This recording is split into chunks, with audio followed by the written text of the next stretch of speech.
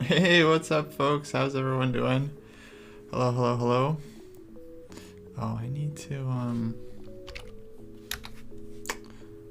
fix my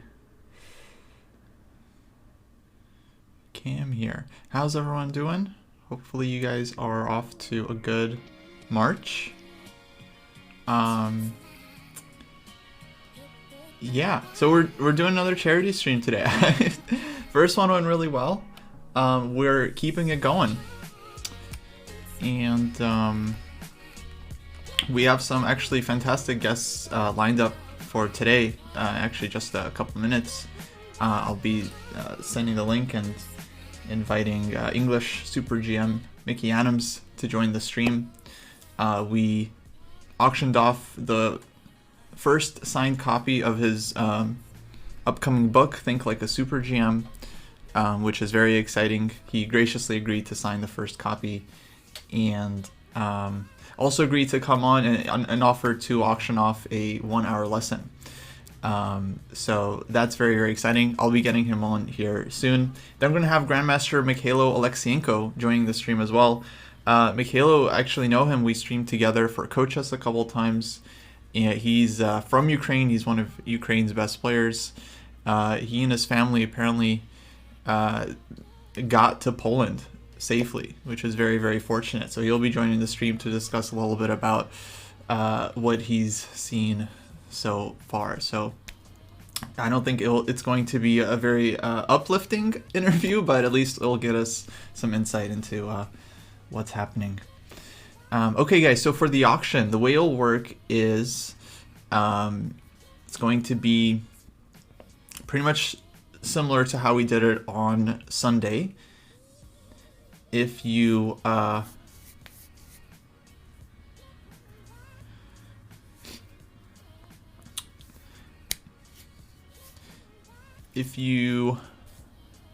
want to bid on the 1-hour lesson, all you need to do is tag at Chess Dojo Live in the Twitch chat.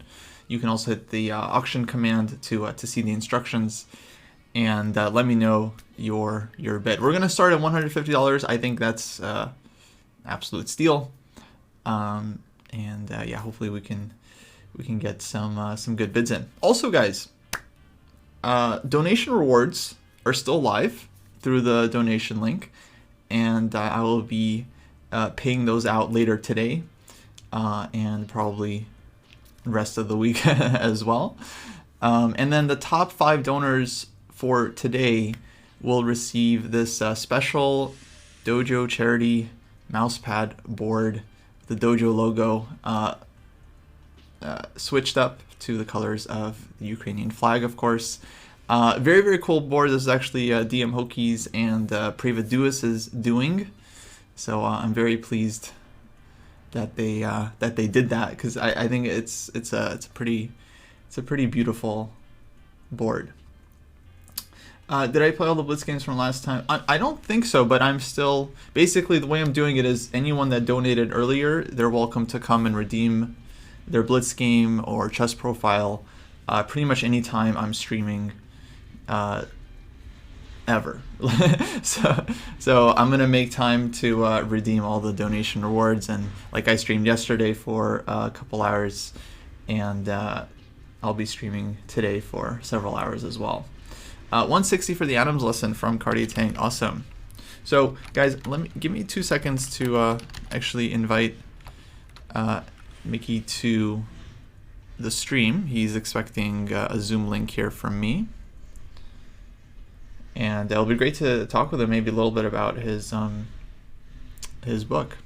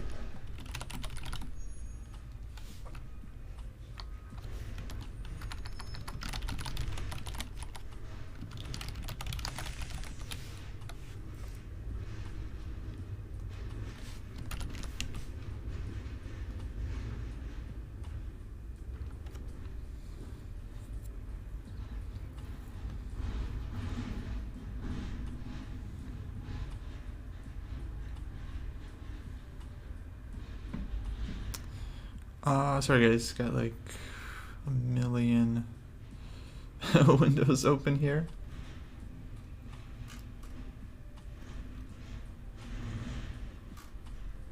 By the way, guys, I just put out a tweet for this stream. If you guys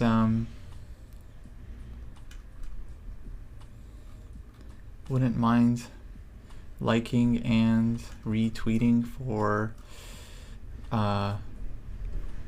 visibility. Oh, we're getting another two donated lessons from WGM Katarina Nemtsova. Brilliant.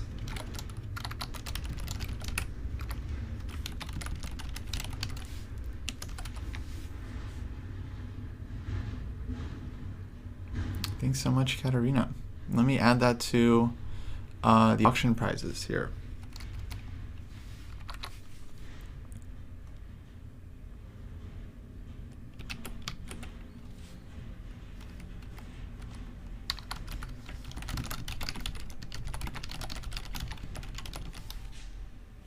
So that's going to be a 90-minute lesson. So we'll start it at $100, guys. I think that's well worth it. And yeah, let me know if you would like to bid on a 90-minute lesson with Women's Grandmaster Katarina Nemtsova.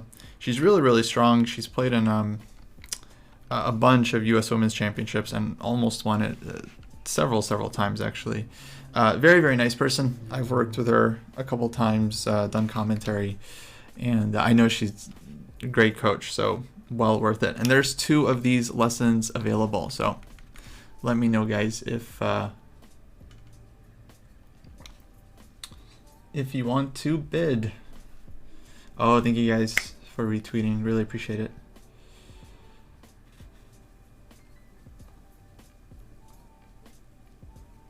Yeah. Amazing things that Hikaru and his stream are doing right now as well. I'm sure they're raising tons and tons of cash, which is great. But okay, we can do our little part over here as well. All right. Oh, I see a 170 bid from Mitch. Let me get that in. And yeah, if I miss your bid, guys, feel free to send it again if I don't acknowledge it out loud. Oh, we got another donation. Sorry, it was blocked by the thing. Very sorry.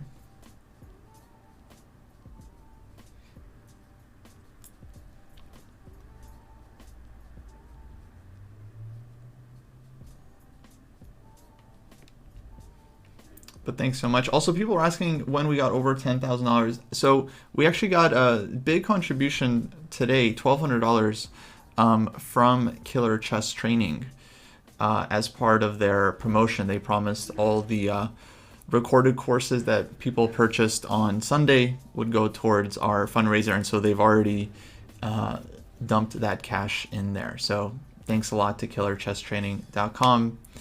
And guys, actually, I just want to mention we have like a little community goal here. If we can get to 11,000 today, so we have. Oh, thanks Anonymous for the $50 donation. Really appreciate it. If we can get to 11,000 today, so we have about $900 left now. We're gonna do a fun hand and brain stream with the folks from Killer Chess Training, with Kalia and possibly Jakob and maybe a few other members as well. So that'll be a lot of fun if we can get to 11K. They promised to do that. Okay, actually we have a special guest joining us, Super GM Grandmaster Michael Adams. So let me quickly get him in here.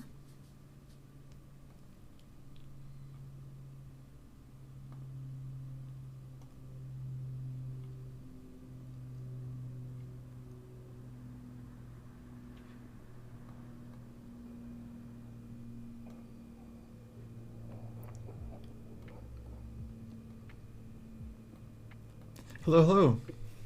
Hello. Hey, how's it going? Can you hear me all right?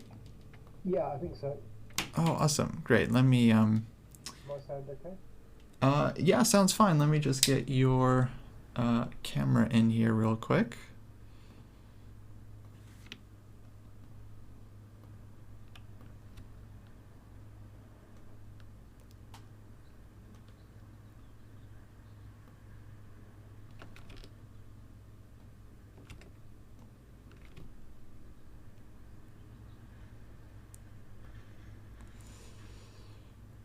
All right, and that should do it. Cool. Well, folks, we have really incredible chess player, Super GM Mickey Adams joining the stream today. I'll remind folks, actually, we auctioned off a signed copy of your upcoming book, Think Like a Super GM, which was graciously offered by Quality Chess and Jakob. And then you emailed and asked if you could auction off a 1 hour lesson for the cause, which we really appreciate. So thanks for joining the show, Mickey. Yeah, thanks very much. I wanted to, maybe we could actually just discuss a little bit about just what you've been up to lately. How have you been spending your time? Or Yeah, well, it's been quite a strange period with the pandemic. I haven't played very much chess. I've done quite a few other things. The book was one of them, but that was sort of finished actually at the start. I've done a few other writing projects. I've done quite a bit more training uh, and stuff like that. So, but I hope very much to get back to playing a lot more in the. Well, I think things are going to normalise quite a bit by the end of March in Europe, and that will make it a lot easier to travel, which has been one of the big problems in the UK, which was why I didn't play some of the events that maybe I could have done, the World Cup and the Grand Swiss, for instance. yeah. Oh, let me again remind folks that we are doing an auction for a 1 hour lesson with Mickey. I think the current bid is $170 from Mitch, if I got that right, unless I missed one. But if you guys want to place a bid, just tag Chess Dojo Live in the chat, and I'll keep an eye on it. Mickey, you mentioned you've been doing some training lately. What kind of students do you work with? Um, well, I've got quite a lot of them are pretty strong. I mean, students may not be quite their term, uh, but mainly higher rated players. But obviously, this one-off lesson, it's very much open to anyone who wants to bid, and I'll certainly do my best to make it a good experience for players of any strength. But in general, I normally work with players, sort of, I suppose, maybe 2,000 kind of rating and upwards. But often I'm working with people who are pretty strong players already. But it just depends, if people contact me, then, sometimes if we can work something out, then I'm open to sort of whatever comes along, really. Right. That's cool. Well, I'm curious because we talk a lot about chess improvement on this stream. Do you have a particular focus when it comes to your students?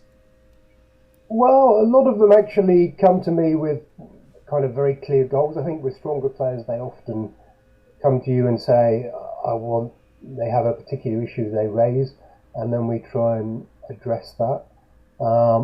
If I'm working with players perhaps at a slightly lower level, I normally sort of look at their games really and just try and maybe zoom in on a few issues or raise some issues with them and see what they think about them. And hopefully sometimes it gives them something to think about or a new perspective. Right. Um, that makes a lot of sense. So actually, would also love to ask you about your book. Is this your first ever book? Is that right? No, I actually did write a couple of books, but a very long time ago, which were very much games and career. but they were both a very, very long time ago. So this book is actually with a co-author, Philip Hurtado, and it's been quite a long project, and I think starting off with two of us working on it. Originally, I was actually probably having less input on the book, but in the end of the final product, I've actually had quite a lot of input on it, and I think it's a bit of an unusual book. I haven't seen anything exactly like it. It is to some extent a puzzle book. I mean, people who get the book can solve the positions themselves, but as well as asking people about the correct move, it's also asking people about assessing the resulting position. And then we've recorded the kind of thinking process of people, and some examples are in the book. And there's been a whole range of playing strength of players who have solved it. I've done all the puzzles and some other grandmasters, but also quite down to sort of club players, and some of them not especially strong club players. So, and Phil has a statistical background, so he's been looking at it from a statistical point of view. He's also around 2100 strength himself, so most of the puzzles were sort of put forward for him. So in a way, it was sort of questions that he had, and he was curious to see how players of different strengths approached the positions. We also did a kind of eye tracking experiment to have players of different strengths solving positions and see which areas of the board they looked at, which was also quite an interesting thing to do. So it's a slightly, I don't think there's anything that comparable to it, so I hope people will like it, and I hope it will be interesting for players of all strengths. It's not intended to be just for elite players. I think a lot of books I see these days seem to be very difficult, or they seem quite good for me, and then I wonder how useful they can be when you go perhaps a bit further down the rating scale. Right. No, they're some of the books are absolutely killer, and yeah, people are really struggling. I just want to shout out Central NJ put a bid for the lesson for $250. I've got that in. Thanks so much. By the way, guys, the auction, I'm going to close it out sometime around 3 p.m. today Pacific time. So you have just under 5 hours to go. If you have to leave and you're worried about not getting your bid in on time, you can also whisper your bid to me, and I'll keep track on Chess Dojo Live's Twitch in our whispers. Mickey, that honestly sounds like a really, really cool book. Did you do the eye tracking thing yourself as well? Well, we did it somewhere. There's a place in Reading where you can go and do it because they need specialist software. I mean, you sort of look at the chessboard and they'll sort of say, look at the A1 square, and they'll be able to tell when you're looking at A1 or H8, and then they put up the puzzle on the computer, and they see where your eyes go to. And if it's a fairly straightforward, well, you can read about it in the book, but if it's a fairly straightforward one, you see that the stronger players zoom in pretty quickly on the key area of the board, or the key square, or the key variations. So yeah, that was it was very interesting to do. I mean, they work on all kinds of different things. I think one of the things they did was a kind of football documentary with Ronaldo, where they were looking at where he was looking when he was heading a football, taking a free kick, and stuff like that. So they have a huge number of different people they work there, and we basically hired their office for a day, and I think we had about 6 different players of different strengths, and then they give you the software or for a kind of limited period to analyse the results, and you can sort of see it in video format. So yeah, that was quite an interesting thing. So I mean, Phil, very much started the project off, and he gathered a huge amount of data from a lot of different people, and obviously not all of that made it into the book. Only the most interesting comments on the various positions. Right. So, yeah, I'll remind folks the book is called Think Like a Super GM, and I think Yaka mentioned it was going to be out sometime in the next couple months. I don't know if you know. Well, I mean, I think the provisional date is the 23rd of March, but I know nothing is too certain at the moment. I think they're having some problems with the publisher getting enough paper, so I think we're hoping for the 23rd of March, but we'll see if that actually comes to fruition. It has been quite a long road. I think Quality got a very large number of chess books completed and sort of sent in over lockdown, and we were a bit at the back of the queue, so it will be nice to actually see it in print. Right. So, I apologize if you mentioned it earlier. I think I missed it, but do you have any upcoming like tournaments this year, or any plans to play? Um, yeah, well, I mean, the Bundesliga is sort of starting back up again, which is actually one of the events that I've played most often kind of during the pandemic. They haven't actually missed any seasons overall. They've just slightly changed the format. So I expect that I'll be playing some games in that, and yeah, looking forward to stuff in the second half of the year. So I think also I've got slightly out of I felt that when I did play in the London Chess Classic, England against the rest of the world match, and rapid play in the European team, I was quite rusty, and I think I actually need to kind of get a bit more work done at home on my own game, because I've been working with different people on different things, and that's also something I want to prioritise over the next few months and come back, because it's quite a different environment coming back now, seeing so many strong young players, and things certainly moved forward a lot Yeah. during the pandemic in terms of games. I mean, I wasn't playing very much online and following the games that much, and actually now when I'm getting back to looking at theory and just seeing how many new ideas came along, it's been quite a creative period in terms of new ideas. Yeah. Have any players impressed you in particular that like improved a lot?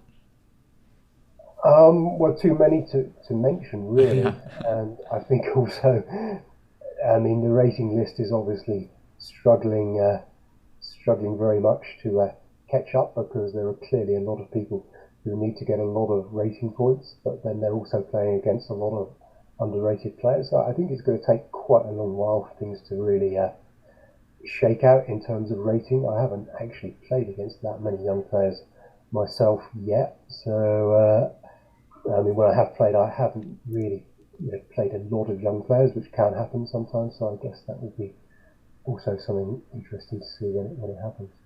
Yeah. Yeah. Um, so you mentioned you'll have to train yourself a little bit. What does that look like for someone like you? Is that mainly opening work, or do you think you'll do like some training games or something? Um, yeah, but I think also I just need to actually get in classical games. I think you can play training games, but to some extent, you only really build up kind of the momentum of playing a sort of classical game by playing classical games. I think that's and it's been a very long. Of course, I've just never had a break like this in my entire career. Right. I've been a professional player since I was 17, and I'm 50 now, so it's sort of a completely new idea. And I think, in particular, time management, I think, is a big problem when you have that kind of break to just to be disciplined in decision making, and not to be overthinking and just using a little bit too much time when you've already made decisions. I think that that's certainly an area where certainly in the European team I was poor, and I was getting a bit better as I played more games. So I think that's an area that I'll need to play more games to just get back to doing better with that. Right. Well, let me ask Twitch chat if you guys have any special questions for Mickey. Let me know. I think we'll have time for one or two more. I'll fish for some good ones. Um, in the meantime, I'll remind folks we are auctioning off a 1 hour lesson with Mickey, which can be streamed or private. I'll just leave it up to the winner and Mickey, whatever you guys want to decide. It would be fine with me. But we'd be happy to stream it on this channel if that's what you guys wanted. Yeah, that auction will be going until 3 p.m. Today Pacific time.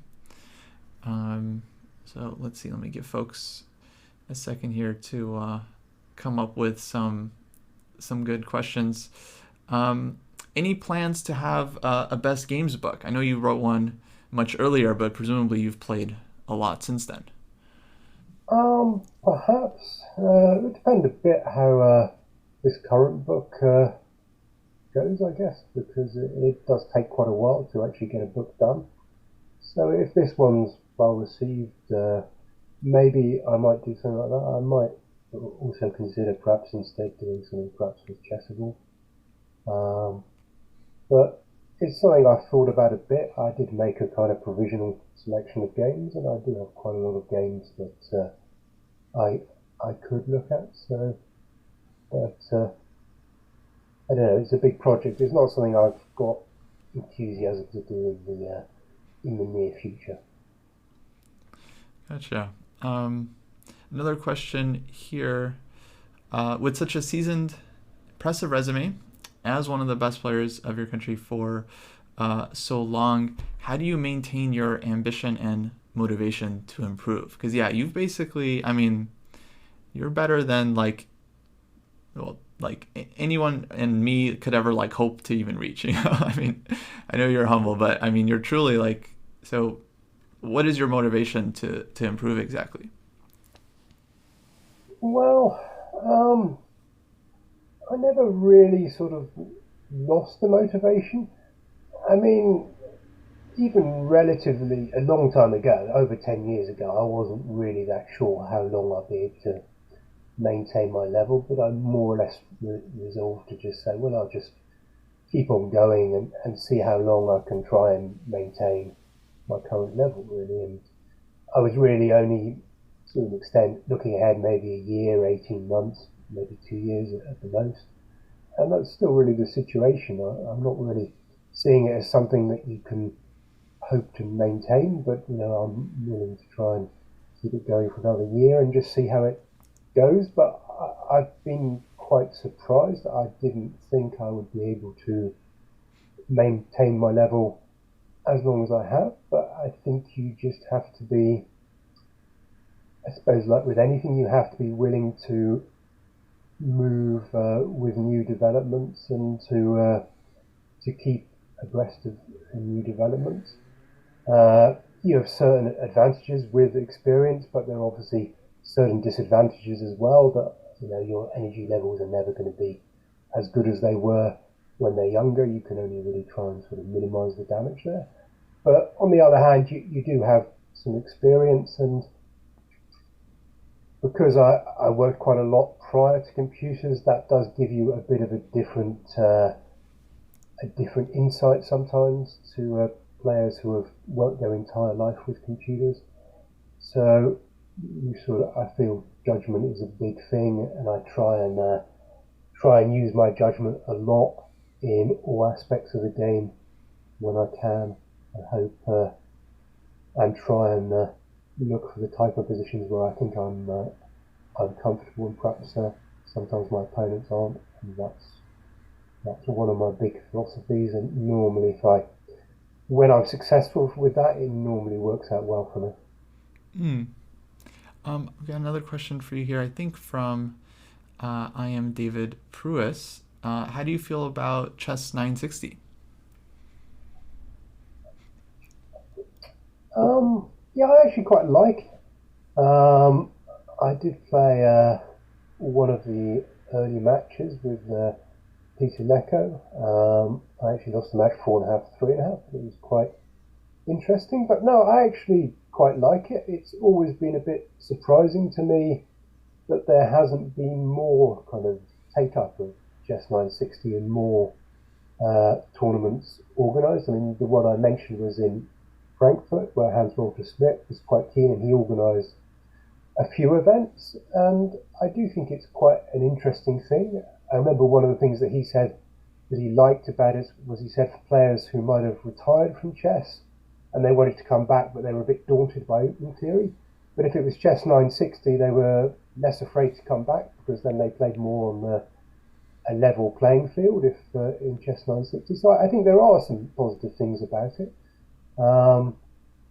So I would like to see more of it, and there was a World Championship in it, but there doesn't seem to have been much subsequent to that. So I think it is an area that is interesting, and it would be good if maybe some people were. We've seen some events in St. Louis, but I think if there were more events, that would be interesting. I'd be interested to play in it. I did play in one event in Biel. At Biel, they always have a kind of opening Chess 960 event, and that was quite interesting. I had a bad start, but won some games at the end. But it's a big difference. Some starting positions are really tough. I remember my last round game, I think was a really tough one for black. I mean, I think I made a couple of normal moves and the assessment was already +1 for white. I think I played a game of goal something like d4, d5, knight c3, knight f6, and everything looked quite normal, but it was just a very bad position. But that seemed to be a very tough starting position. I actually eventually won that game, but all the other games in that round white got very good opening positions and won. But then some of them are really kind of very close to equality. So there is the starting positions can make a big difference, but it's certainly an interesting thing to see. And it's interesting sometimes also how games can develop if you have a position in which there can be quite a lot of different starting moves, then the games can really go in a different way. But when you check with the computer, sometimes I've annotated Chess 960 games, and there can really be some very strong tactical possibilities early in the game, like move 5 or 6. There can be really strong tactical ideas that you can't really see without the computer, or it would be incredibly hard to see without the computer. So that's also a very interesting aspect of it. And there's been some quite beautiful games played already with Chess 960 as well. Mm-hmm. Yeah, I remember following the St. Louis events, and yeah, there were some very, very pretty tactics there. It's like a lot of. I think one Wesley So game maybe was really, really impressive. Tactical assault on the king side on the dark squares with some knight f6 check idea. Knight f6, yeah, I think that won like the Brilliancy Prize. That was very, very cool. Well, thank you so much, Mickey. I don't want to take up too much of your time, and we're going to have another guest Grandmaster Oleksienko joining us in just a bit. But I'll remind folks that we are auctioning off a 1-hour lesson with Mickey. The current bid is at $250 from Central and Jay. And we'll be holding that auction until 3 p.m. Pacific time today.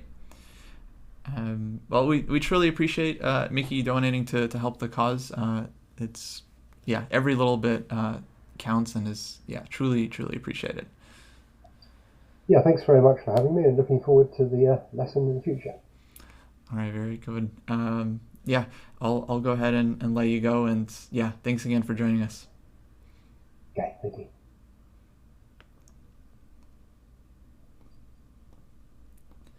All right, guys. So I'm going to actually get Grandmaster Mikhailo Oleksienko in here. He's got a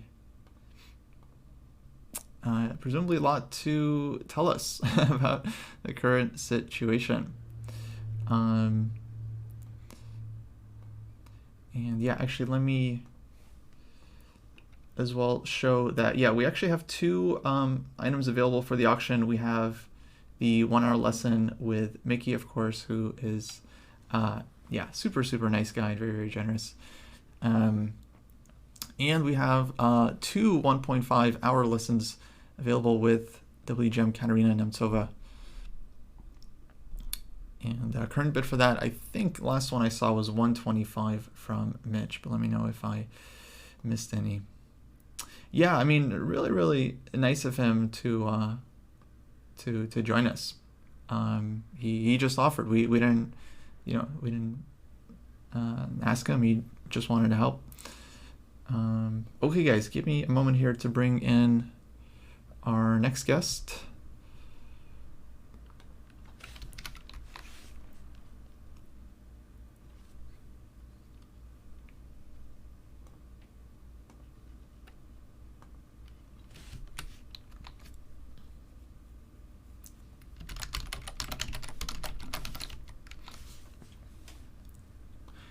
And yeah, so next up is Grandmaster Mikhailo Oleksienko, who, like I mentioned, super, super strong player. One of the best in Ukraine. Very, very nice guy. He actually has a YouTube channel that I think is criminally underrated, where he's posted a lot of like interesting puzzles, and he'll analyze like positions that like the computer doesn't understand, and he really likes showing positions where Stockfish suggests some silly moves. But yeah, super, super nice guy. I streamed with him a few times when we were working together for Coach Us. And yeah, apparently he and his family got to Poland. Like 10 of his family members, I think, were packed into a car or two cars, and very fortunately made it out. So it'll be great to have him join here in just a bit. In the meantime, the auction is ongoing, and I'll keep an eye out for any bids. And also, we will be, of course, giving out 5 of these custom Dojo Charity mousepad boards that I think are very, very pretty with the colors of Ukraine. To the top 5 donors for today. We'll at the end of the day, we'll take a look at the list, see the top 5, and yeah, we'll send them a board.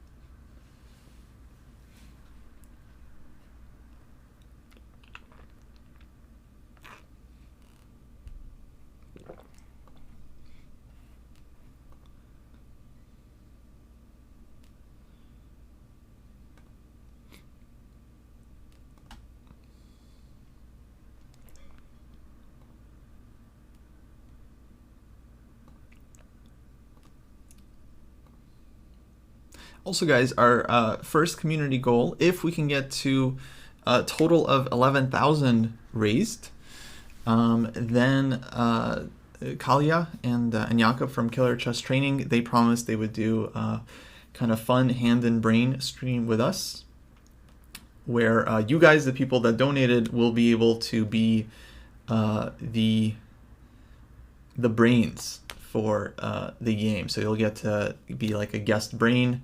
I'll be your hand. Hopefully you tell me good pieces to move, and then I will try to make you look good. Play the best I possibly can.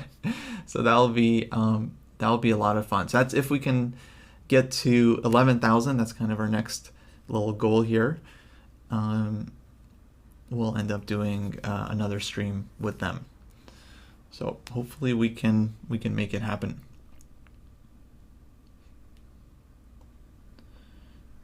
Actually, let's get the music back.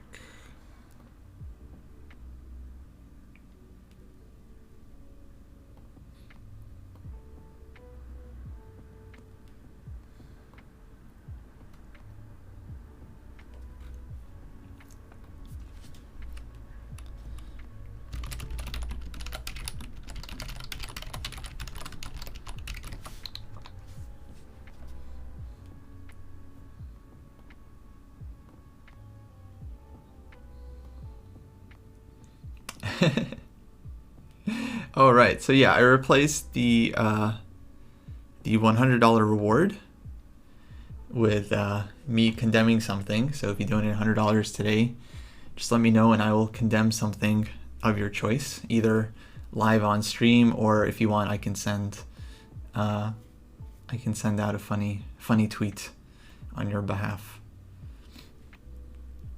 But it has to be kind of in good spirits. I don't want to I don't want to generate even more toxicity if we could avoid it.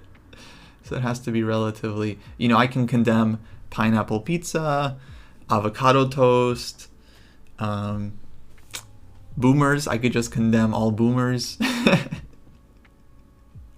Whatever you guys want. I'll make it an impassioned condemnation. Yeah, I'll condemn endgames. I'll send out a tweet that's like, you know what, guys, I was wrong. Endgames are not important. Study openings, play blitz. I condemn the study of endgames. No, Thorbittles, I would never. But for charity, I would.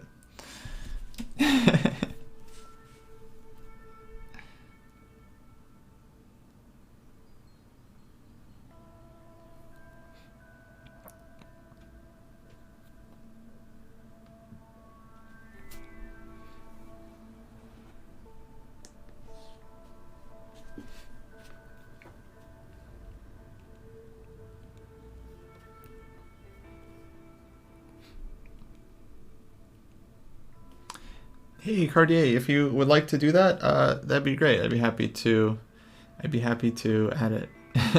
101 endgames, you don't have to know. Send me the details and photo.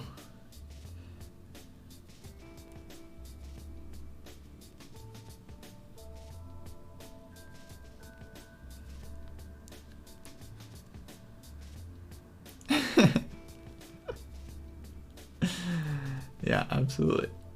Wow, a lot of people are going to condemn David.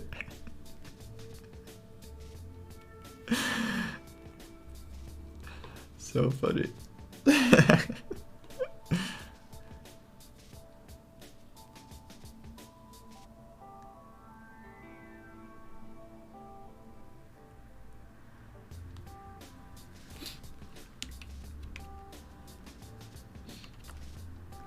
All right, great.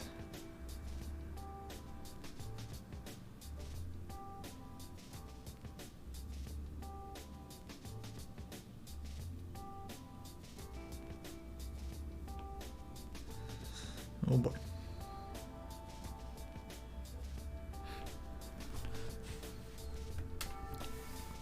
Alright guys, we're getting another donated watch.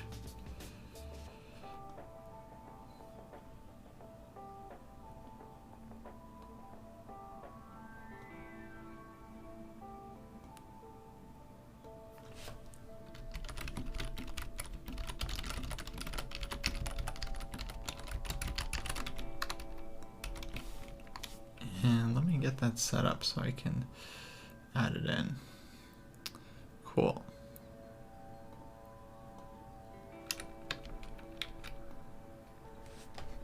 It's an Anchor vintage dress watch.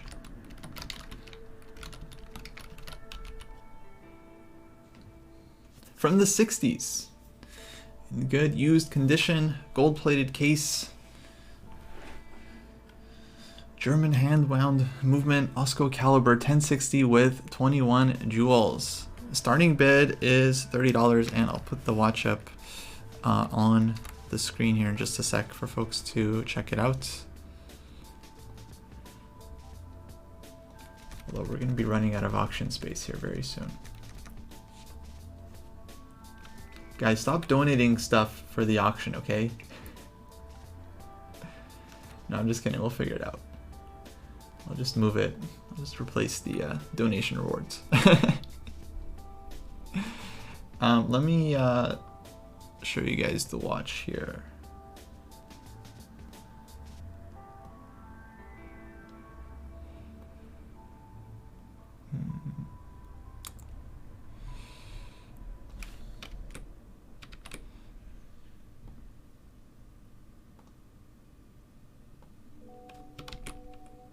And then we're also going to set up a watch command so you can see the watch.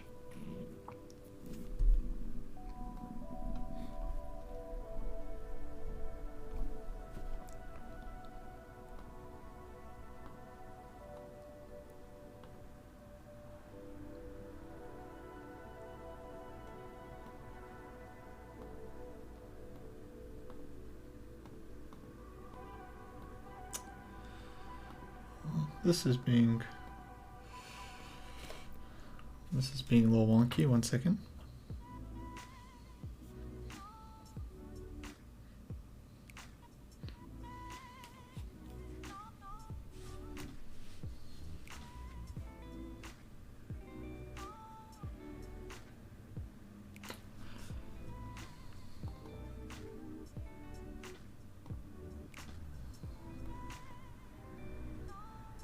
Okay, here we go. So here's the watch that Cartier Tank is putting up on auction. Starting bid is $30. Regular price is $80 for this one off of Etsy. So if you guys are into watches, let me know. I think the first one did quite well on Sunday.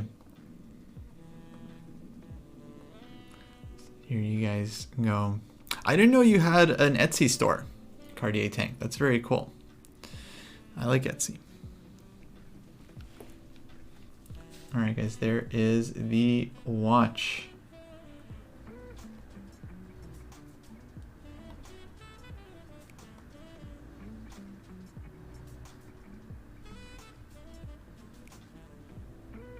Oh, relatively new store. Cool.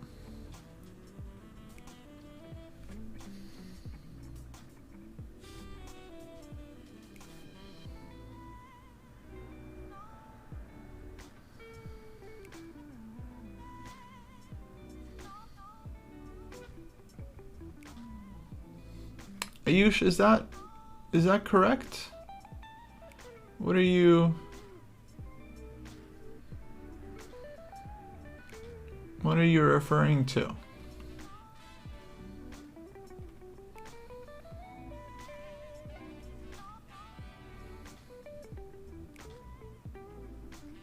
Yeah, I agree.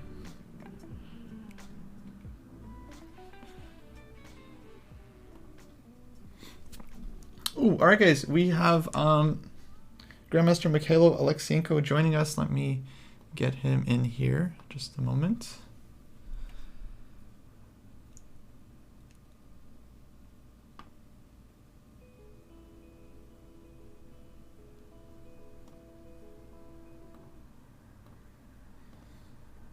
Hello, hello. Hey, Mikhailo, how's it going? Oh, sorry, you're muted for me.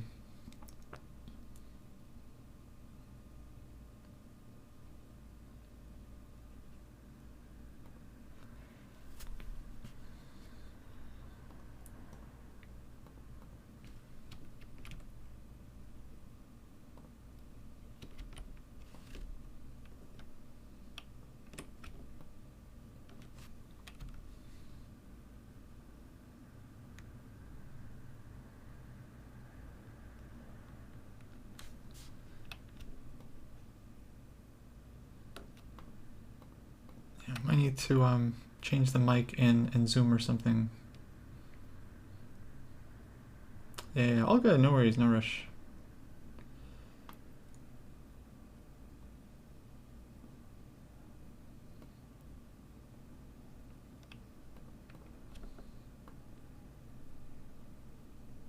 Hello, hello. Hey, how's it going?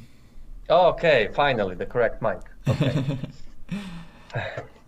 It's good to see you. I can't imagine what life has been like for you last week. Oh my God. Start from the beginning. What's been going on? From the beginning. Yeah, now I can at least temporarily laugh at it, but I'm going from laughter and happiness when I read the international news and how the chess community in the world is reacting. Every second there's like good news for Ukraine, and then on the other hand, I read the news like every like half an hour, and then they are bombing Kharkiv and Kiev. And how do you wrap your head around that at the same time? It's crazy. I'm going from total agony to total happiness in a second, like. But not long story short, right? So I guess I should tell the whole story, right? Well, Okay. you guys are in Poland now, is that right? Yes, me and my family are in Poland, and we crossed the borders through Slovakia because Yefimenko Zahar, who's from Mukachu, he's close to the border. He suggested that there would be least number of cars because I have 3 children, so it's really hard to travel without car and stuff. And so we went to Slovakian border, and first of all, Wednesday, normal day, nothing's happening, plans for the future, everything's normal. 5 a.m., 6 a.m. on Thursday, the rockets fired at Kiev, and we wake up in horror. What is going on? And well, in retrospect, now I think that was that day we should have. I should have taken my family to safety.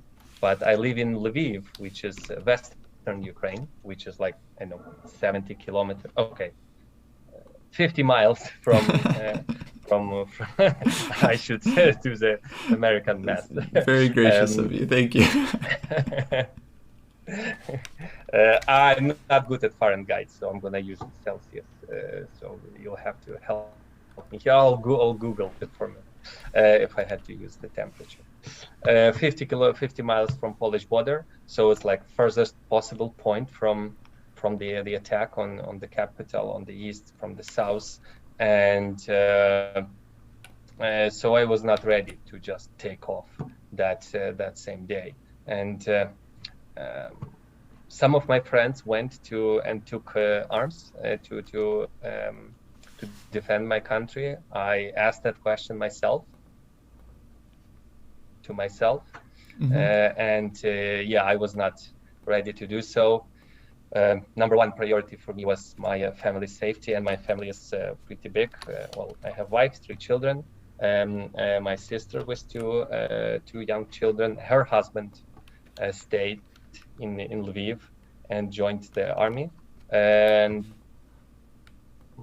he asked me that I help my sister, his wife, and his children to be safe. So I took that responsibility.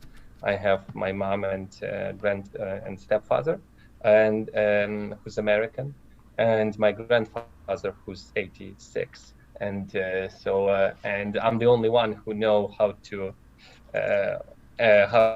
do the borders and what to do. But basically, you need one young man in such big family.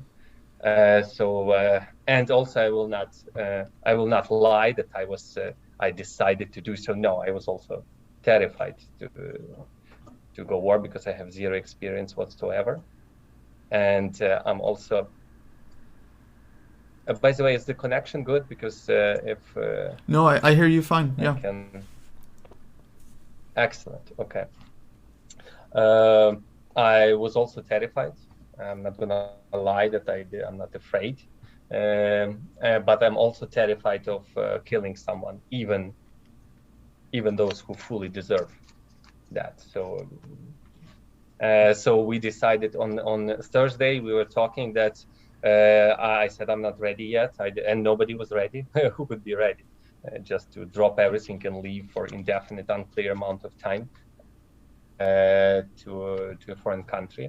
And then I was like, something else I guess has to happen so that I'm ready. And then it kept happening like every hour, every couple of hours. And on Friday, in the morning, we had to wake up at 6 a.m. Even though it was Lviv. Lviv is totally fine. No rocket has landed, at least so far, which is quite suspicious, I think, because it's been landing all over Ukraine. There was a siren, and it means you have to go to the basement and drop everything and go to the basement. We actually packed some necessary stuff for a couple of hours or like a half a day stay in the basement. And so we went to the basement and we sat there for like an hour, and then we went back home, and then I realized that it's gonna keep happening, and even if that's the worst that will happen, it's still unbearable to be there. And then so we had a talk. We decided that yes, we have to go sit in a car and drive to the border. And my grandfather, who's 86, he's living alone in a city 120 kilometers from my city, and our agreement was that we will pick him up. He lived there his whole life. He's not ready to.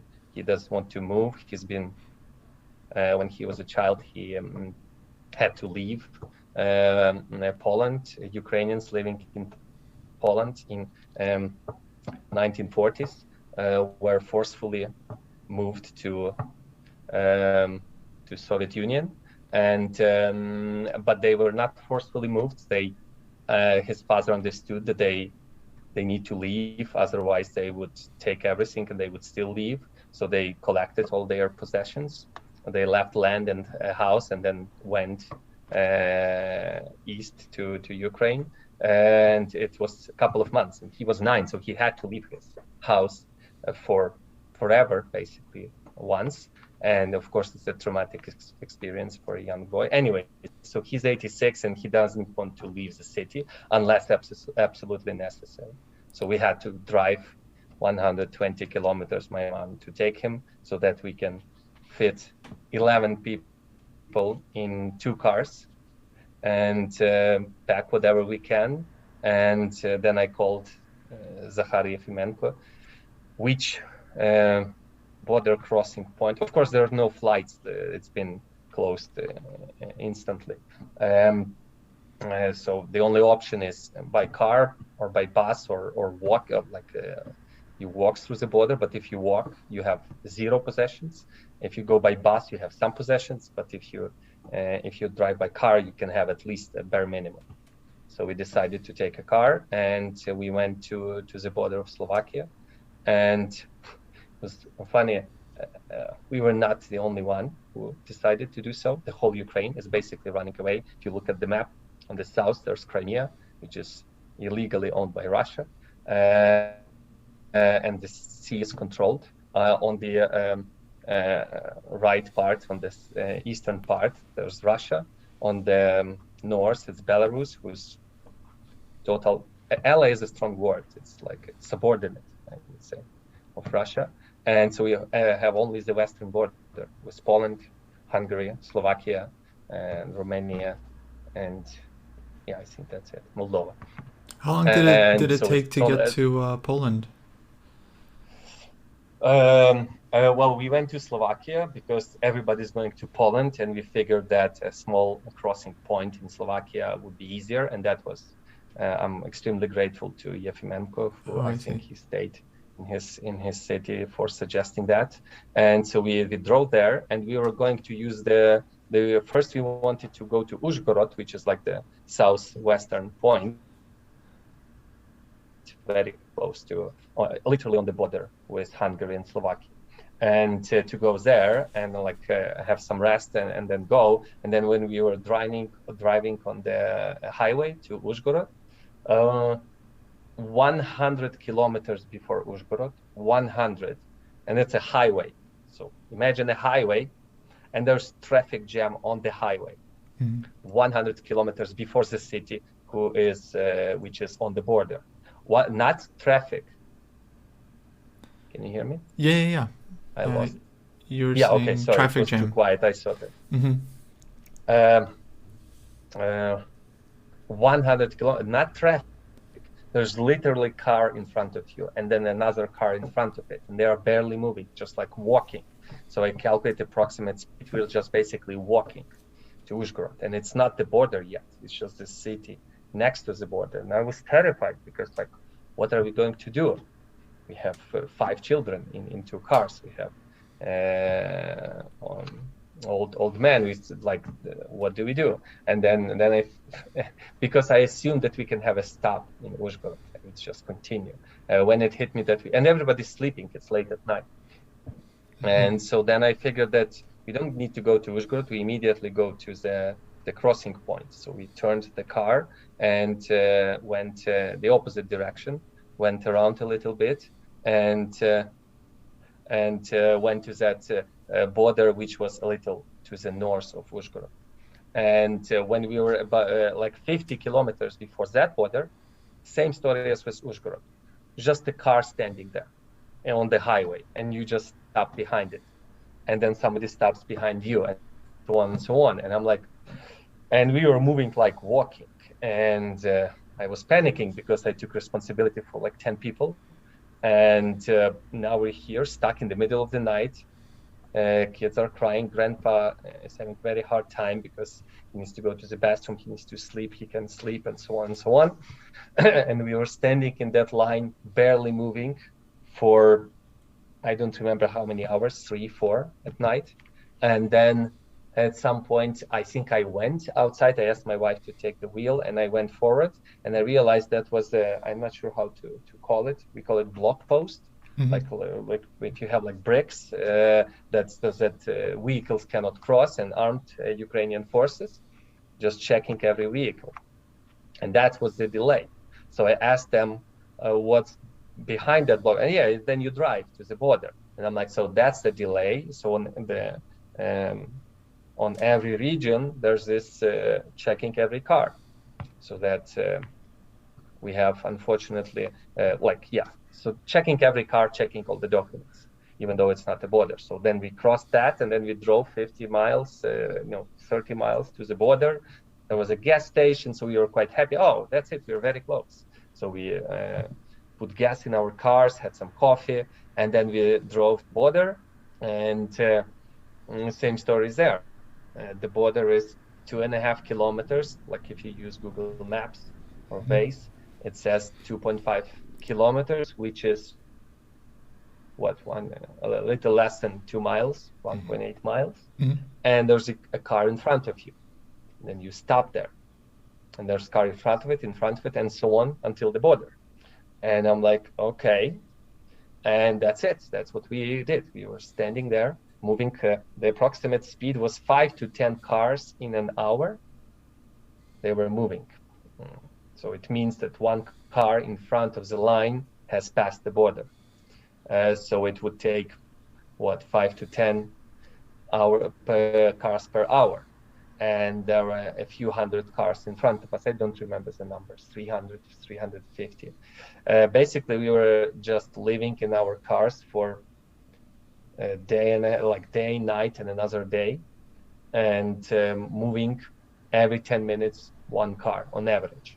Sometimes it's an hour, nothing, and then you move 100 feet or so at best. And that's it, and you wait, and then somebody, but people could walk through the border, and that was no problem. You can go by car to the edge or to the border, and then you walk through the border, but you leave your car and belongings behind. And the reason why such big delay for cars was because the police on the border is, who would you rather pass?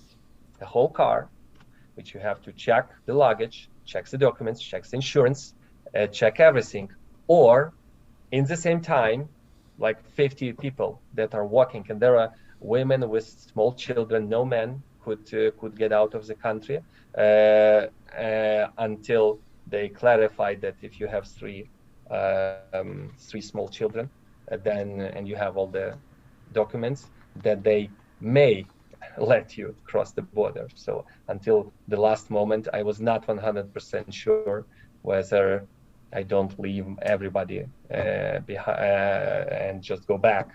And so I had my documents. I went to the police on the border control, asked them, hey, these are my documents. I'm transparent about it. I'm not trying to do a business. And so they checked, yes, you're fine. You're going to be fine. That's okay.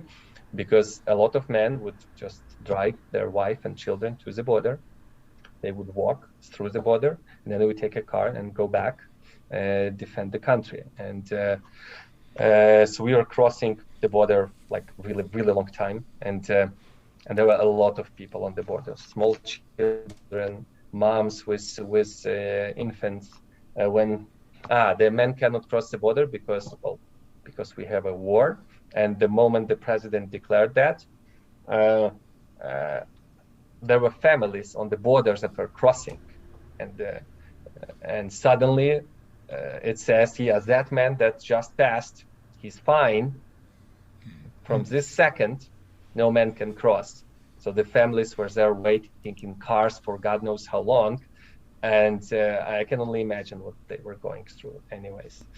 But on the bright side, there was next to the border, people were standing at night, it's cold. So there's volunteers, some fire, some snacks, some drinks. At the other, on the Slovakian part, there are volunteers who give you food, help you find a place, take you with a bus to schools, to like the government, the Polish government said, they asked, I think their prime minister, how many refugees are you ready to accept? Like, with the Syrian crisis, for example, there were like quotas, as far as I understand, in Europe. This country says, yeah, I'm ready to take this number, like this, 3,000, 5,000, and so on and so on. And Poland, who's our really good friend, like country-wise, that said, there's no number. We'll accept everyone who needs help, everyone.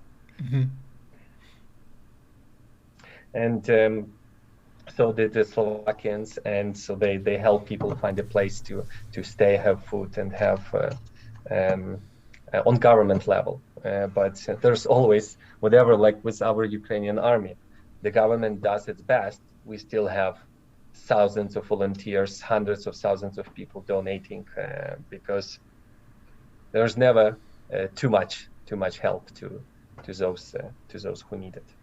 And and then I cannot call it a happy ending, but it's very hard to be happy in this state of mind, and when your country is under fire. When we are very close to crossing the border, I need to book a place, right? So I need to, where are we going? We are not poor refugees. We are, as I think the right term about it is, we're not economic refugees. So we don't need a place. We can pay for our expenses. Just let us cross the border, right? So there are people who need that help. We don't need it. So I needed to book a place. So how do you book a place? You go to booking.com. We actually wanted to stay in Uzhgorod at the night, because we arrived to Uzhgorod at like midnight or something, and everybody's exhausted, young children, we want to stay the night. And then we were looking for a place, there's no place, literally. Everything is booked, unless you like drive through the village and go to a house and ask somebody. Booking is not working in Ukraine, but there are local websites. You call all the numbers, no free beds. Maybe I have one bunk bed. Everything is booked on western border, and so we decided to cross the border through the night. And it turned out it took 2 nights to cross the border. So when we reached the border, I went to charge my phone to the gas station, and there's Wi-Fi. And you go to booking, right? And you click your location, right? Find a place near to your location. And the closest locations in Slovakia were booked, fully booked. But there was one in Poland, which was very high rated, good reviews, the reasonable price, and so on and so on. And so I put 11 people, on booking. You put how many adults, how many children, what age. Usually you cannot find like for 11 people, like there's no chance. And it gave me so that how can you fit that and they tell me, yeah, there's a place, there's a house here, this is the room, this is it. So I click book. It turned out it was not, so the booking said it was, let's say 20 miles away, which is great, right? You drive a little bit and you're there. Turns out it was 80, 90 miles, because it's literally 20-mile distance like if you fly. But if you drive, there's no road. You have to go around. So we were here and we needed to go north, and the route went like this. We went up north and back. So so there were closer places, but I'm really happy that we found this one, because they took us in. They gave us extra room for free. They didn't want to charge us money. They said that you can stay for as long as you need. They say we don't need the money. We have like so it took us a really long negotiation to say to them that there are other people who need help like that. We can pay the price, and so they took us as family, this Polish family, and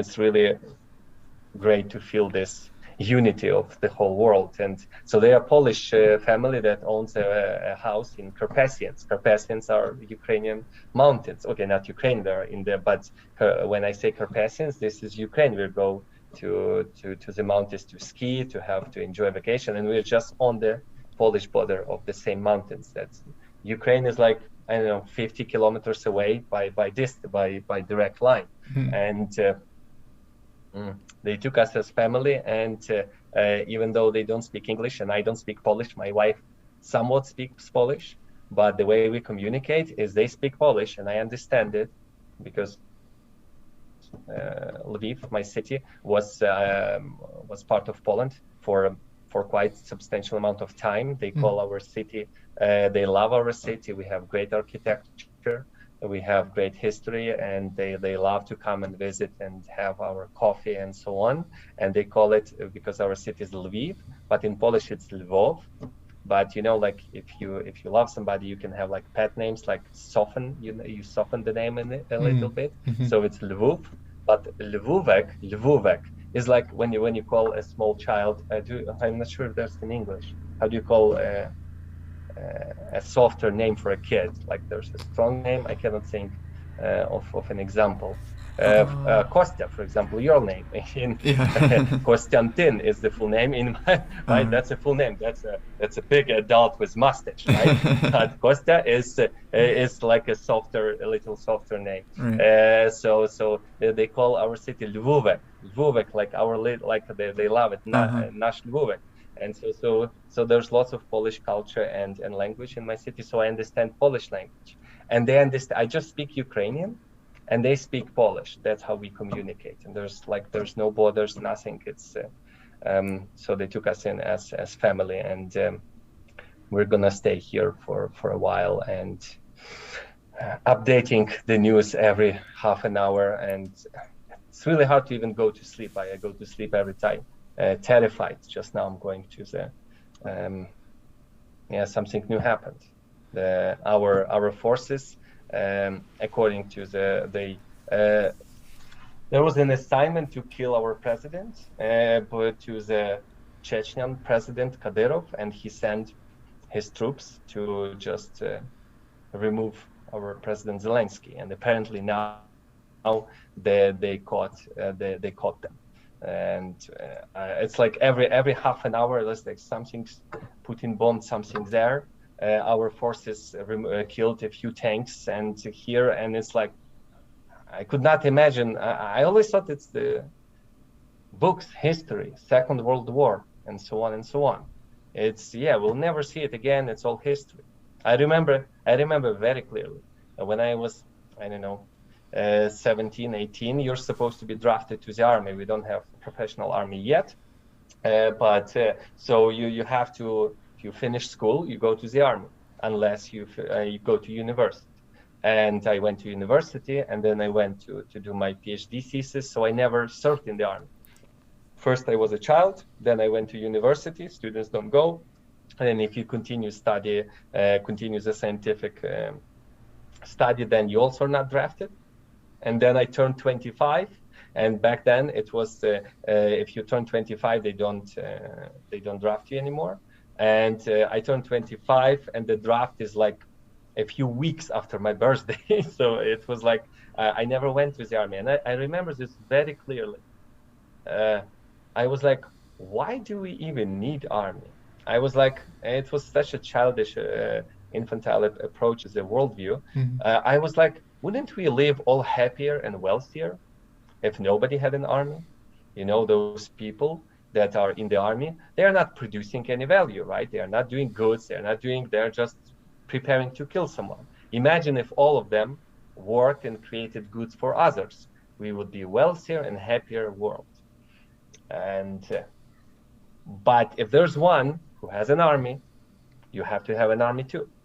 And then if that, like, everybody has to have an army, because there could be some can I swear? You can say whatever you want, Mikhail. What's the policy? Okay. Yeah, you're good. Okay, thanks. It takes one asshole with an army so that the whole world has to have weapons, more weapons, and then a little bit more weapons. But I remember this very clearly. Oh, army is stupid, and why do we need? I didn't say stupid, but I was like, wouldn't it be better if we lived in peace, and so on and so on? And then I remember this. Okay, we need army to defend ourselves. And I was like, oh, well, who's gonna attack us?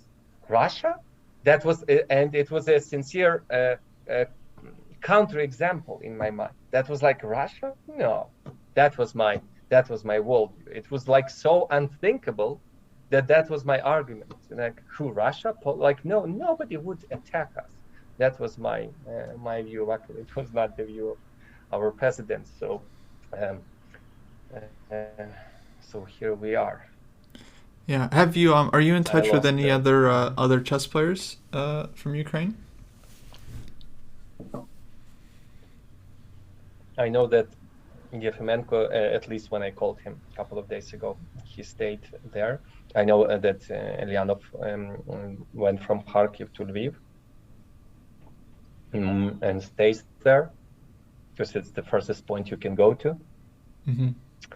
What else do I know? I know Grabinsky, coach, who's he's going to learn how to shoot, and his wife and kids are in Poland. And so if anyone's listening from Ukraine, I think the fastest way is to cross the border by walking. There are buses. Okay, the fastest means 24 hours. That's approximately the number. If you take a car now, it can take a week. It's just unbelievable. So on Polish border, I was telling you, crossing the border at the main Polish border stations, it was the length of a car was 30 kilometers, which is 20 miles. 20-mile long car in front of a car, in front of a car, in front of a car. What is the length of a car? I don't know. 10 feet, 15 feet? You can imagine the number. Like, it takes weeks. You live in your car, basically. And you find food. There's no bathroom. There's no shower. It's awful what people are going through. And I'm not talking about all the people dying horrible deaths. This is so if anyone wants to cross the border, I think it's take a bus, take like a few necessary things, take a bus and walk through the border. And there's lots of volunteers and organizations and governments helping on the western part of Ukraine, ready to give food and accommodation and help. But then again, it's never enough. It's never enough. There are still yeah. What did you ask me? I forgot your question. I've been sleeping for 4 or 5 hours for 5 days now and exhausted. So sorry if I'm. No, you answered that. I was wondering about other chess players you might be in touch with. But I think you mentioned Yefimenko, Ulyanov. Yeah, I mean it's absolutely crazy. I mean, like you were saying, like it's just like unimaginable that this could have happened today. But yeah, I guess we were all just kind of naive. Yeah.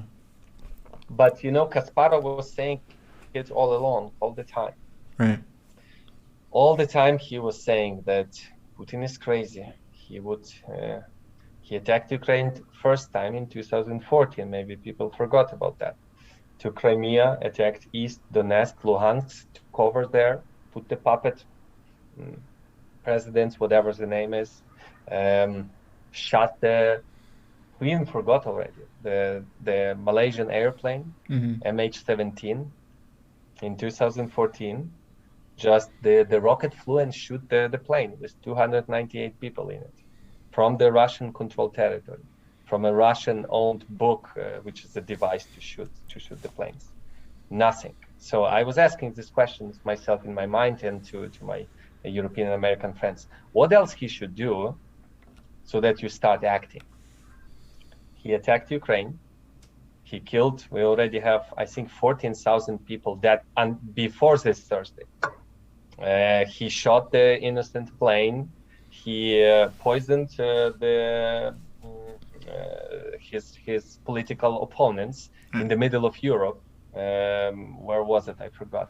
In London, it was long time ago, the Litvinenko agent. And it was what, in Germany? I forgot where he poisoned Navalny. And then he imprisoned him. Like he's doing whatever he wants. Nobody's really, now finally the whole world is reacting proportionally to his awful actions. And then again, we're always smart when we look back. We're like, oh, of course you should have done that. Like once we know all the facts, how the things unfolded, you think, yeah, of course that was the way it would go, but it was not obvious back then. Do you know, Kostya, what is the whole world, USA, all Europe, including Ukraine, what is the two words they used about World War II? When this 8th of May, 9th of May, they say never again. Never again, yeah. Mm-hmm. Never again. Do you know what Russians have been saying all these years? No, actually. We can do it again. We can do it again. We can do it again. So the lesson was, and here they are doing it again in some sense. So they were saying that we won. They were not saying about the sufferings of millions of people. We won. We did everything right, even though Stalin killed tens of thousands, tens of millions of people. We did everything right. We won. We can do it again. So they never had any remorse, never had any, because the winner has no remorse. Like, why would you? I did everything right if I won. And here we are again. And then, Putin is the thing that Stalin was a good guy. That he's the winner. There was in Soviet Union that was de-Stalinification. I'm not sure if that's a proper translation. When Stalin died in 1953, March something, I don't remember. Sometime after that, the new government, or it was not government, it was the Communist Party leaders, they did de-Stalinization of the country. They removed all the statues. They said he was horrible. He did genocide Ukrainians. He killed millions of innocent people, and so on and so on. They did that, right? Like Germany did with Hitler. They said awful, terrible things. They're still sorry till this day, right? They still pay reparations and everything.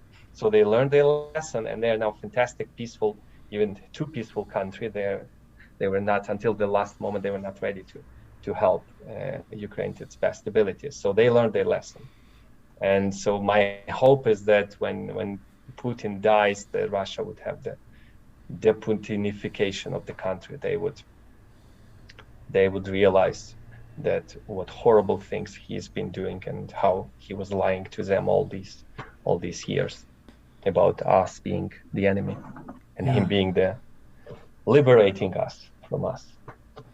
I hope so too. Mikhailo, I don't want to take up too much of your time. I know you're exhausted and so on. I'm already not exhausted. I had a good night's sleep, so I would like to talk a little bit more. Unless you have a next guest. Well, unless you have. We have about 10 minutes.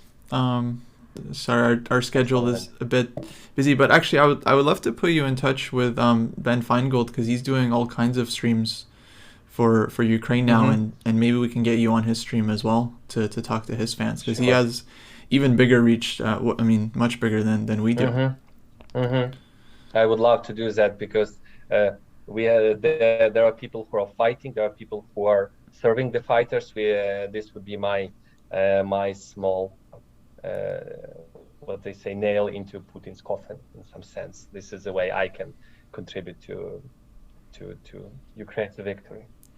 Yeah, that would be wonderful. Yes, I would love to do that. I'll put you in touch right after we're done. I mean, Yeah, we're just trying to do, as much as we can over here. It's, yeah, just absolutely crazy what's been going on.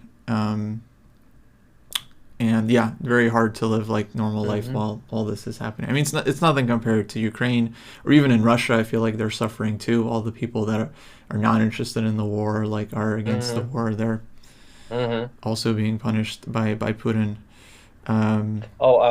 I really hope Russians wake up, because I think the only way he can stop being president and stop all this misery is when there's also a resistance from inside Russia. So lots of Russians don't think they believe the propaganda. The propaganda that Putin has done with the media is unbelievably powerful. My sister's coworker, who's 40 something years old, man, patriotic Ukrainian man who lives in Lviv. It was before all of this. It was after 2014 when Russia annexed Crimea and Donetsk and Luhansk. He decided to watch the Russian state-owned TV channel for 20 minutes. He knew it was full propaganda, all lies. He was 100% aware of it. And he's living in Lviv, reading all the news and everything. He's not the guy that can fall for the tricks. And so he watched it for like 20 minutes. And there was the TV station was doing a report about Lviv, about his city, and how horrible it is here, how we are like basically killing Russians on the street, apparently. Even though there's we are a touristic place, Lviv. If you're going to Ukraine for vacation, hopefully in the future, Lviv is the place to go to. We have architecture, we have art, we have great food and good prices and hotels and everything. So, but the problem is that we speak Ukrainian. Most of Ukrainian people speak Russian, unfortunately. They understand Ukrainian, but they're still Russian speaking. That's why Putin thinks that's his property, the Ukraine, because a lot of people are speaking Russian. But in Lviv we speak Ukrainian. Oh my God! And there are less Russian-speaking people in Lviv. Although if you walk in the main square, there's Russian tourists or maybe from Eastern Ukraine tourists all the time. So here that journalist was giving all this information about how fascist and evil and stuff is going on in Lviv, because you need an external enemy, right, to unite your people so that they don't see that they don't have, like, I don't know how many people in Russia don't have gas, even though Russia sells gas to all the Europe. There are people who have no gas at their home. Millions of people in Russia have no gas at their home, and that's okay because they have their Putin who's defending them from imaginary enemy out there. And so you have to create an external enemy to unite your people so that they don't don't see what horrible things are happening inside their country.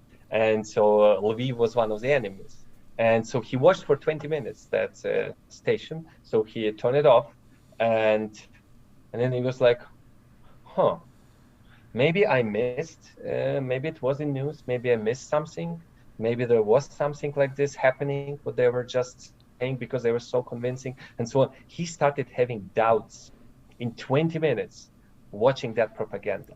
20 minutes he was having doubts about all his life and all he knows about the city and all the news that is happening. What happens if you watch it for an hour every day and you don't have alternative? There's like almost no chance. So there are tens of millions of Russian people. Their brains are filled with propaganda, and even if you present a fact, they doesn't coincide with their worldview. They reject the fact instead of changing what they believe in. Right? If a fact contradicts your view, change your view, right? Or adjust your view to the fact. Not say no, dismiss the fact, right? Because you shouldn't identify yourself with your ideology or worldview, because you should, like, there could be new information. And, I was wrong about that. Interesting. So there are a lot of Russian people who think that yes, they are denazification, demilitarization, whatever he called this war, that Ukrainians need help. just I would encourage all the viewers to talk to your Russian friends. Whatever Russian friend you have, try to talking to them. The only way this can stop is either the Putin gets killed for whatever reason or dies. It's if there's people protesting inside Russia. He will not have enough police to stop if millions of people go on the street. That's what we proved in our 2014 revolution. We had at 1.1 million people in the main square of Kyiv protesting our previous president who was corrupt and cheated on the elections, and so on and so on. Mm-hmm. So the least you can do, think what Russian, donate to Ukrainian refugees so that they desperately need that help. But without money, it actually could be even equally good, I would say. Talk to a Russian friend or a colleague or acquaintance that you have, and what's their what do they think? What do they know? What facts do they know? What are the stations they are listening to? The more people realize what is happening in Russia, the faster this would end. This misery would end, because the soldiers that are going, that are kept, they get captured. Do you know what they say, Kostya? They were told that it's a study. They're going to train. Yeah. And then there's the commander says, now we cross the border to Ukraine. And they're like, why? And it's in the middle of the night always, because NATO is expanding. They are threatening our nation. We have to liberate Ukrainians from USA, NATO, whatever. And that's a direct order. And if you disobey a direct order during wartime, we're just going to shoot you. And they just obey the order. They go forward, go inside Ukraine, get killed, get captured, and really thinking that they are to liberate us. They are thinking that people are waiting for them to liberate them from our Nazi president. They're saying that there are Nazis in Ukraine. Our president is Russian-speaking Jew, for God's sakes. Russian-speaking Jew, and they are saying that they have to save the Russian-speaking people. Our president is Russian-speaking. He studied Ukrainian because he's a Ukrainian president now. He's a Russian-speaking Jew, and they say he's a Nazi, and Russians need help from against that president. And they say that, and then they once they realize what horrible sin, they are just crying there because their brains are washed with propaganda, and it's horrible. It's horrible. Okay, I'm not gonna cry now. I would totally understand. Yeah, I mean, it's absolutely awful. Well, I'll remind folks, this is what we're raising money for today. The money is going directly to folks in Ukraine that need food, medicine, aid, whatever they need, more or less. We've already raised actually over I think 11,000 total, which is amazing from our small little community. Which is amazing. That's just amazing. I thank you so much. It's unbelievable how the whole world is united. But there would be estimate was there would be 7 million refugees. Ukraine is a 40 million country. Mm-hmm. The estimate is 7 million refugees. It's assuming that the country even exists, because I don't know what's inside his head. He can use the most horrible thing that he has if he sees that he cannot get what he wants. That's what I'm most actually terrified of. I mean, the atomic bomb, I mean. And then that would be all over. Yes. So please donate. Thank you. So everyone who's donating, who's giving even a small effort. People wearing Ukrainian flags on their games. I've seen Sam Shankland. He was wearing. He didn't. He's gonna play Grishchuk and Andreikin, I think, in the Grand Prix. Both of them, by the way, condemned that thing. Nevertheless, they are Russians, and he wanted to wear Ukrainian wear to the game, and the best he found was the Nike, like with yellow and blue, which is our flag. So everybody's doing a little effort, but there are millions of people like that, so I really appreciate it. Every time I see how much help we get, I want to cry and thank you. I cannot thank enough. Yeah, no, I mean, the whole world is with you, Mikhailo, and the whole world can't agree on anything generally, so everyone is like with Ukraine, which is honestly amazing. Thanks so much for joining and for sharing your story. I mean, I think everyone in the chat is crying now. It's kind of hard for me too. But yeah, really thank you for coming on. Thank you, Best of luck Costa. to Thank you you. for doing this. Thank you, everybody. I can't thank you enough. Yeah. So we unfortunately have to take a quick break here, but yeah, Mikhailo, Goodbye, everyone. let me put you in touch with Ben. Hopefully, we can Yes, get you on please his do. channel as well. I'm sure Please you would do. love The to more the talk to you. merrier. Absolutely. All right, folks. I'll be back in a little bit.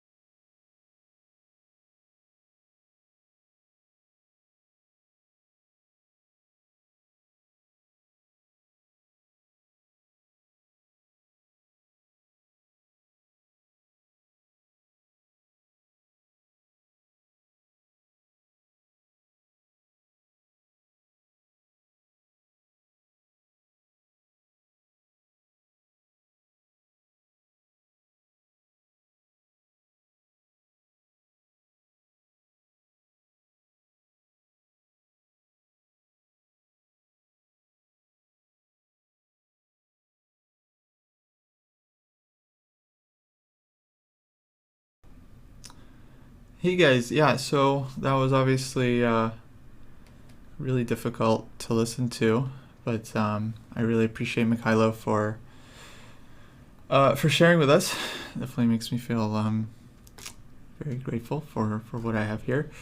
I'm going to take a quick break, and then we're actually going to be switching gears a little bit. We're going to be doing another event with Quantum Chess. They're doing their yearly conference next week and are hosting another Quantum Chess knockout event. And so yeah, I'll be taking a break to set that up. But the fundraiser is still going on. I'm going to have the donation link and bar up during Quantum Chess as well. So you guys can definitely keep donating whatever you can. It's all greatly appreciated, as you saw. And oh, I see a $30 bid on the watch. I'll try to keep an eye out for bids as well. If anyone puts any more bids in on the auction, that's going to be ending at around 3 p.m. Pacific time today. And yeah, I got Mr. Artbrains for the watch. But yeah, I'll keep an eye out on the chat if anyone wants to put in any more bids. Okay, I'm going to take a quick break here, and then we will be back with Quantum Chess. I'm actually going to put up a little video here in just a sec. If you remember Quantum Chess from last time, you've probably seen this kind of special little movie with Paul Rudd and Stephen Hawking, but hopefully it will get everyone into the mood. But yeah, that will be starting in just a few minutes.